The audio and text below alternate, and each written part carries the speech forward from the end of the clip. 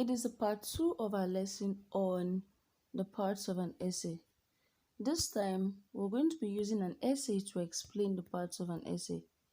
Using an essay to explain the parts of an essay. Okay, let's move further. In the part 1 of our lesson, we addressed the parts of an essay. This video is a part 2 of the lesson. It's going to focus on using an essay. By that I mean a sample essay to explain the parts of an essay. And we'll be using a 5-paragraph standard essay to further drive home this point. You know we're required to write a 5-paragraph essay, right? So we'll use it to further drive home this lesson. Now here comes the question. Using an essay on your best friend, explain the parts of an essay. Using an essay on your best friend, explain the parts of an essay. Now the very first thing we want to do here is this. You want to write your heading, which can equally be called the title. It can be done in different ways. I'll go over my question again. Using an essay on your best friend, explain the parts of an essay. The main word there is my best friend. So I pick it out. That is my heading. I can decide to use that as my heading. It's okay, there's no problem with it. But I can decide to use something else. I just look for another word that means my best friend.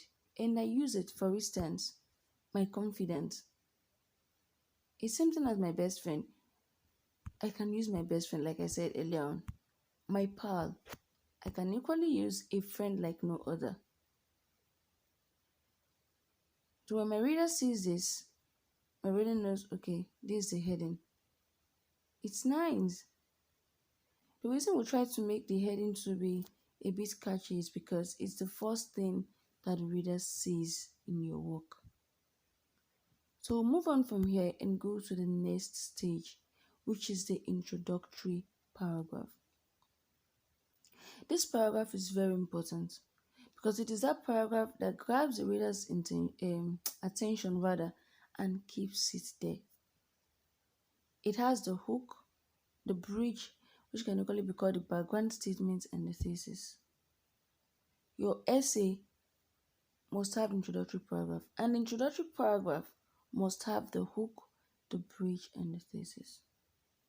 That's what makes it a complete paragraph. That's what makes it interesting to the reader. The hook is what grabs the reader's attention, is what sustains the reader's attention. So if the hook is not well written, just know that you've already started having issues with introductory paragraph, and you wouldn't want that, right? You wouldn't want that. So use this as a checklist when writing yours. Make sure that you have a hook, the bridge that connects your hook to your thesis, and of course, a very powerful thesis, because that is what states the purpose and plan of the essay. So everyone watches out for that when you're reading your essay. Your examiner will be looking out for that as well. Okay? Now let's move on to the introductory paragraph. Friendship is one of the greatest blessings that everyone is lucky to have. Let's say, for instance, I pick up an essay and then I see this as the very first sentence, which is a hook. I'll take my time to see it and I'll start thinking. Now that is what your introductory paragraph is supposed to do. It should give your reader something to think about. And I start asking myself, why would this writer say this? Friendship is one of the greatest blessings that not everyone is lucky to have. But people make a lot of friends every day, especially now with the social media all over the place. We have Twitter and the rest of that. People make a lot of friends. But when I sit to deeply think about it, I would realize that they are social media friends. Are they real friends? So now I'm interested. I want to know what this writer has to offer. So I keep reading. We meet a lot of people in the journey of life, but only a few leave a mark in our lives. It's true. What do I tell myself? This writer has a lot to offer. I want to read more. My best friend is one person who has been able to make a positive impact in my life. Look at it. So if I have this, I'm already interested in this person's work because the introductory paragraph was well written. Okay? From the introductory paragraph, I will move on to the next paragraph. It is the first paragraph of the body. Don't forget that the body is made up of the topic sentence, which states the main idea of that particular paragraph. And then the evidence is more or less like an example to support the topic sentence. The explanation that tells us more about the topic sentence and the evidence. And of course, the transitory sentence that wraps up a particular paragraph and takes us to the next. So now let's see this. I could recall vividly that my class teacher walked into the class that fateful morning and announced to us that the new people from Los Angeles in the United States of America will be joining us for the term. I remember the excitement everyone felt because it was actually the first time we'd be seeing a white girl and having one sit with us in class. Okay? My teacher returned with the new people some minutes later, but to my greatest surprise, she wasn't fair. She was dark, but she was the most beautiful dark girl I have ever seen. Her hair was ebony black and it flowed down to her waist. She had sea blue eyes, a glossy skin, and a slender eyebrow. She had a joyous personality and a soothing voice. I'll keep reading because I've not gotten to the end of my essay. My teacher, in a bid to make her feel welcome, told her to choose her seatmate. She walked past everyone and came straight to me. I was surprised. We bonded easily in no time, but I can assure you that it wasn't because of her beauty, but because I came to discover that even beyond her outward beauty lies an even greater inner beauty that could put the sun to shame. That is it for my paragraph 2. You notice that the entire paragraph was centered on the topic sentence, which is basically how they met and became friends. I'll move on to paragraph 3. Let's see this. Her courage is one of the reasons I formed such a bond with her. That's my topic sentence. Every other thing I'm going to write in this paragraph will tell me more about how courageous this person is. So when you're writing yours, always put that in mind. If you're saying the person is courageous in the first paragraph, that's your topic sentence. In the first line, rather, of your body, that's your topic sentence. Every other thing in that paragraph should be able to tell us more about your topic sentence. Okay? I formed such a bond with her. She always stood up to bullies and was never scared to put them in their place. Her courage has always inspired me to stand up and to raise my voice against injustice. So you see that everything in that paragraph is just about her courage, her courage. Let's move on to paragraph 4. Her compassion is another quality that appeals to me. She shows compassion to both animals and humans. Now let me go back again. Her compassion is another quality that appeals to me. That is my topic sentence.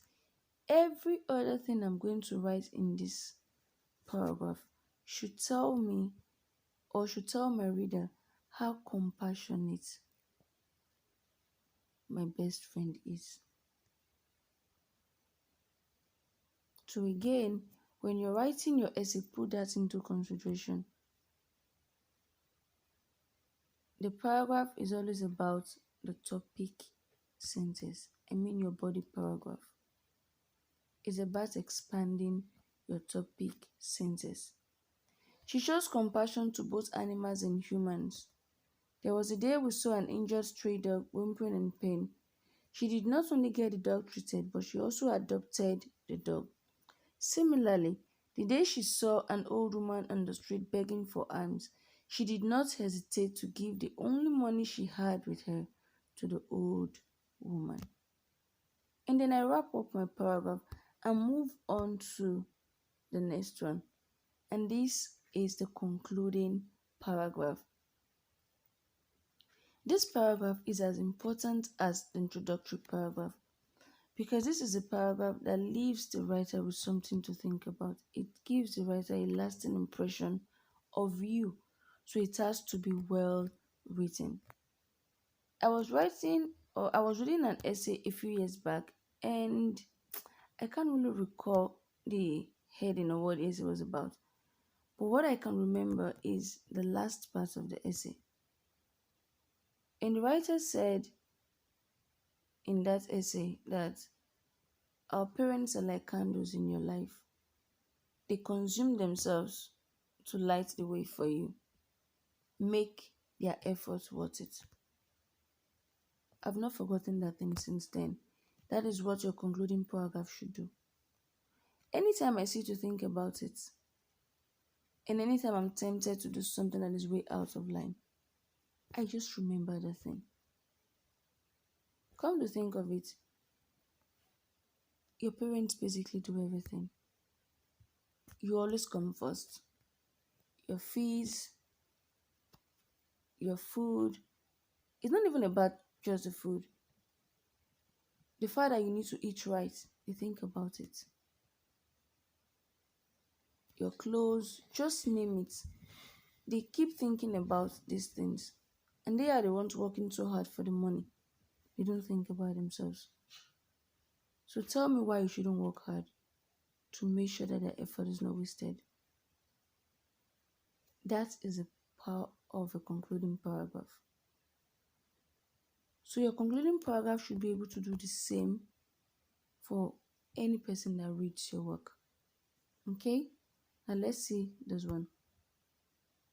We push each other to do our best and we're always there to assist each other in times of need. A best friend is indeed a precious gem, and I am fortunate to have found that gem of my life. Now I'll start telling myself something. Wow, this writer already has her best friend that she can always rely on. Do I have one? This is what your essay should do. Okay? So this is what we'll call it a day for this lesson.